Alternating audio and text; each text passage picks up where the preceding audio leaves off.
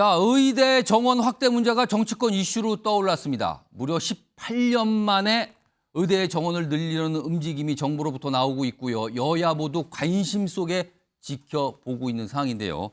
자, 우선 관련 영상은요. 최근에 많은 분들이 개탄을 했죠. 아니, 우리 의료 체계가 왜 이렇게 된 건가? 이 영상 준비되어 있습니다. 보시죠. 70대 중환자가 2시간 동안 입원할 응급실을 찾지 못한 일이 공공의료원도 의사 모시기가 하늘의 별 따기만큼이나 어렵습니다. 매년 소아암 환자는 1,200명 넘게 발생하고 있지만 전국의 이 소아암 전문의는 68명의 응급실이 월화수 3일 문을 닫는 한쪽 운영에 더 이상 소아청소년과라는 전문가는 병원을 유지하고 싶어도 도저히 간판을 내릴 수밖에 없다라는 말씀을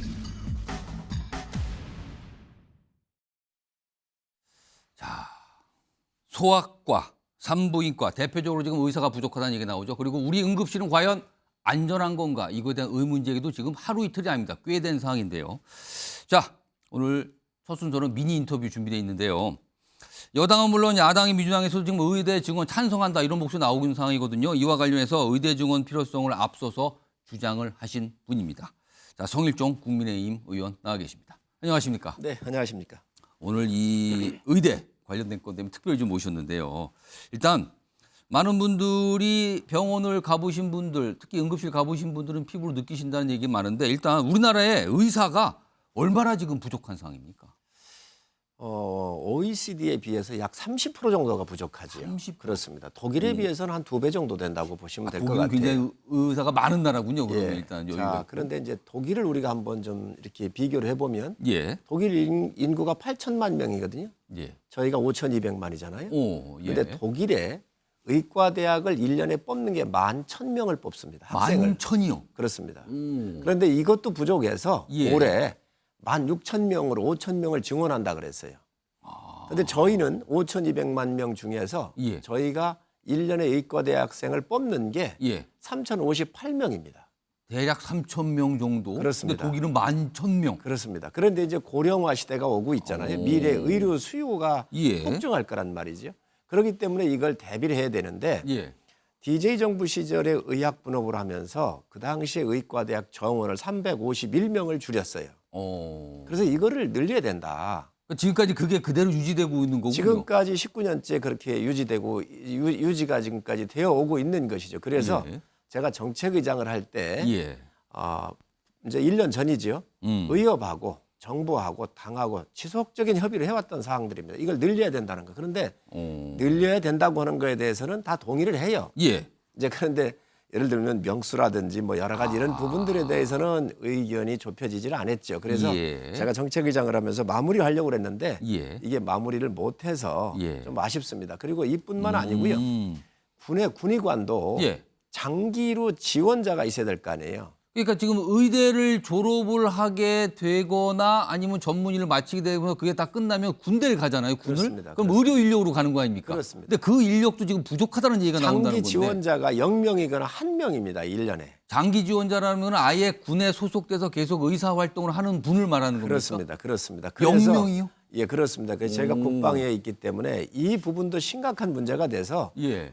제가 문제 제기를 했죠. 그래서 국군 의무사관학교 같은 경우, 국군 간호사관학교는 있어요. 예. 그래서 국군 의무사관학교 같은 걸 만들어서 뽑아가지고 예. 장기적으로 군의 의료 인력과 또 공공 의료 인력 같은데 우리가 충당할 수 있는 방법을 가져야 되겠다. 그래서 예. 지금 문제를 제기해 놓고 있습니다.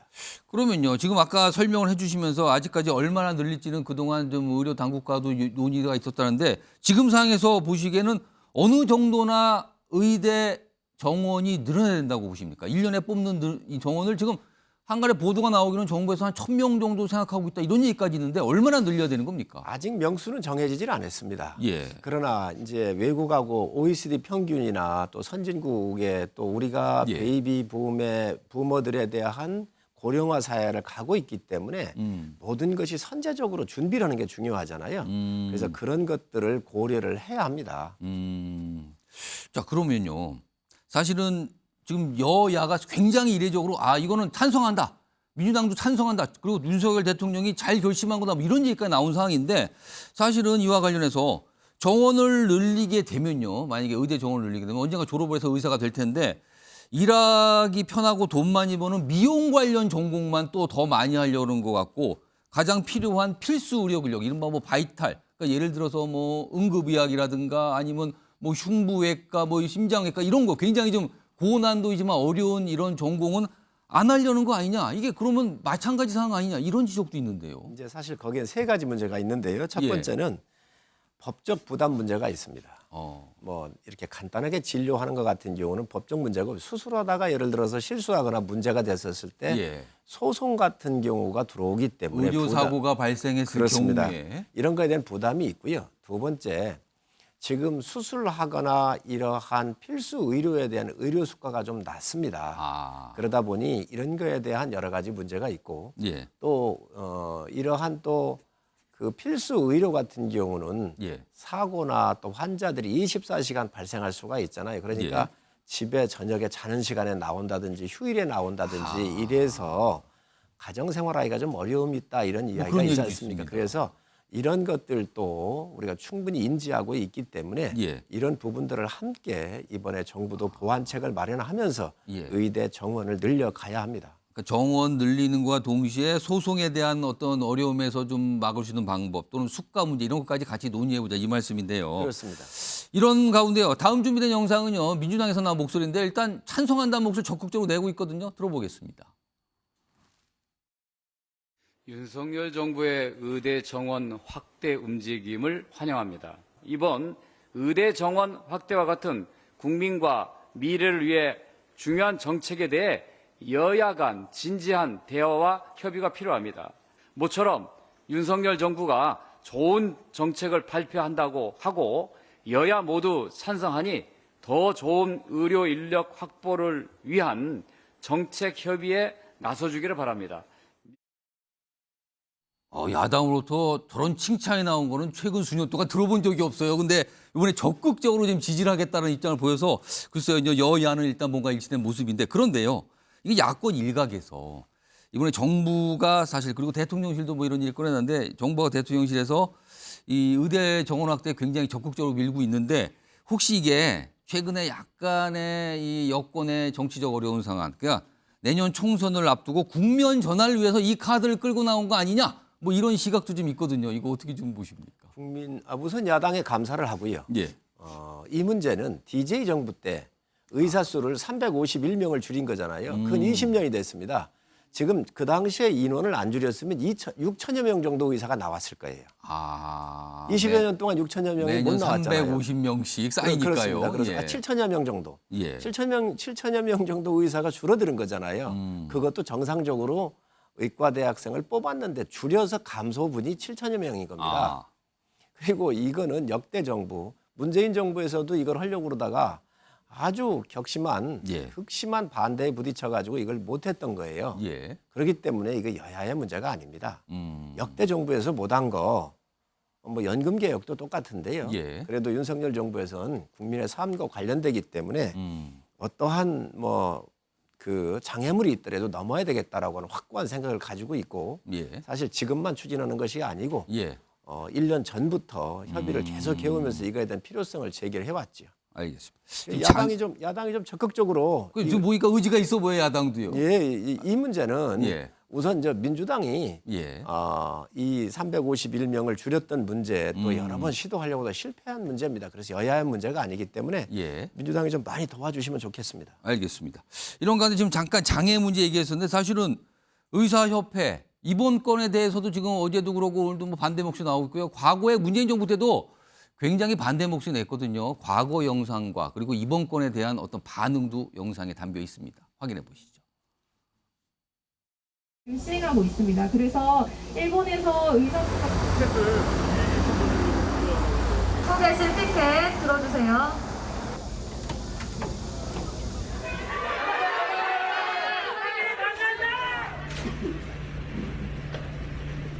그 과정을 다 건너뛰고 결론을 내버린다라는 거는 사실은 그 사회적인 협의라는 부분이 무용하다는 것을 의미하는 것이기 때문에 다른 식의 어떤 대응이 어렵지 않을까. 강경한 대응 말고는. 강경한 대응을 예고했어요. 그리고 오늘 뭐 의사협회 그리고 의사들이 뭐 대표자 회의 아마 진행되고 있을 것 같은데요. 그 소식도 오늘 들려왔는데 자 문재인 정부 때는 실패를 했습니다. 이걸 추진하려다가 자 이번엔 자 의사들을 설득할 자신 있으십니까?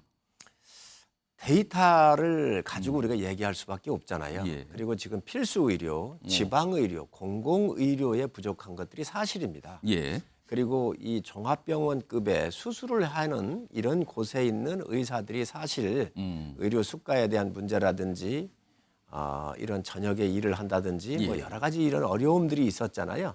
이런 것들이 총괄적으로 서로 이해를 하는 폭을 넓히면 예. 아마 의사 상당 부분 계신 그 큰 대학병원이나 종합병원 같은 데 계시는 많은 의사들께서도 예. 의사 수가 부족하고 이러한 의료, 지방의료, 필수의료, 공공의료에 부족하기 때문에 예. 이 부분에서 늘려야 된다라고 하는 확고한 생각들을 많이 갖고 계십니다. 또 일부에서는 안 갖고 계신 분도 계세요. 예. 그렇지만 아마 국민의 요구사항 그리고 변화하는 인구 구조에 대한 대비 여러 가지로 보면 이것은 반대만 할 수는 없는 거고요. 저는 아마 긍정적으로 저는 많은 답이 있을 거라고 생각을 합니다. 자, 앞으로 논의 과정이 굉장히 치열할 텐데요. 그러면 얼마나 늘릴 것인가? 늘린다면 얼마나 늘릴 것인가? 그럼 늘리면 이걸 기존의 의대에 분산할 것이냐? 아니면 비수도권 위주로 분산할 것이냐? 아니면 새로운 의대를 만들 것이냐? 여러 가지 쟁점들이 지금 남아 있고요. 각각의 목소리들이 좀 있습니다. 이건 좀 기다려봐야 될 문제 같고요. 오늘 성일종 의원님 나오신 김에 여당 상황, 그러니까 여당 집안 상황이 좀 간단하지는 않아요. 지금요. 그 질문 좀 한 데가 한 2개 정도 준비했는데 네. 어제 김기현 대표가 임명직 당직자를 교체 임명을 했어요. 자, 근데 이 정도로 보궐선거 패배의 위기를 넘길 수 있겠느냐 이런 지적 계속 나오고 있거든요. 동시에 김기현 대표 사퇴 목소리는 왜 없는 거냐 뭐 이런 지적까지 있는데 이거 어떻게 좀 봐야 됩니까 지금? 우선 이번에 강서에서 주는 선거의 결과의 의미는 예. 17%라고 하는 겁니다. 17%. 그렇습니다. 저희가 17%를 졌잖아요. 아, 격차. 그렇습니다. 이거는 21대 총선할 때, 예. 21대 총선할 때의 수치 18%고 거의 똑같습니다. 예. 그렇기 때문에 우리가 국민이 어떤 판단하고 계시냐 하는 것을 정확하게 아는 게 저는 제일 중요하다고 생각을 하고 예. 이것은 뭐 사퇴냐, 유임이냐 예. 뭐 이런 문제가 아니고요. 어떻게 국민의 뜻을 우리가 수용하고 받드느냐가 더 중요하다고 생각을 합니다. 혹시요 이거 연말 또는 총선까지 가까이 갈 때 김기현 대표 체제를 당 안팎에서 막 흔들고 막 이러는 모양새가 좀 없을까요? 안정적으로 쭉 갈 걸로 봐야 되는 겁니까? 어쨌든 우리가 총선이라는 게 지금 현재 그렇지 않습니까? 입법부가 민주당에 완전히 장악돼 있습니다. 예. 사법부가 김명수 사법부, 민주당 정권에 의한 사법부 완전히 장악이 되어 있고요. 예. 지금 행정부도 민주당에서 알받기로 했던 사람들이 안 나가고 엄청 버티고 있습니다. 초창기는 임기한다 그러면서 장관급도 안 나갔어요. 예. 저희 윤석열 정부가 어찌 할 수가 없습니다. 모든 일에. 일을 임기를 정부를 맡겼으면 일할 수 있는 여건이 돼야 되는데 예. 지금 어디에도 한 발짝 나갈 수가 없는 완전히 포위되어 있는 형국이거든요. 그렇기 때문에 이런 부분을 좀 국민들께서 이해해 주십사는 말씀을 드리고 예. 이번에 하여튼 그 총선의 결과를 저희가 잘 받아서 예. 그 국민의 뜻을 받드는 게 중요하다고 생각을 하고요. 예. 아마 그러한 큰 이 문제적인 인식 하에서 예. 이제 1, 2개월이 상당히 중요하겠죠. 예. 앞으로 김기현 호가 내놓는 여러 가지 예. 쇄신책이라든가 이런 것들이 국민의 마음을 받는다고 하면 국민들께서도 좀 풀어지실 거고 저거 가지고 안 되겠다 그러면 예. 또 다른 목소리가 정치권이 아니라 국민들로부터 나올 수도 있지 않겠나 생각을 합니다.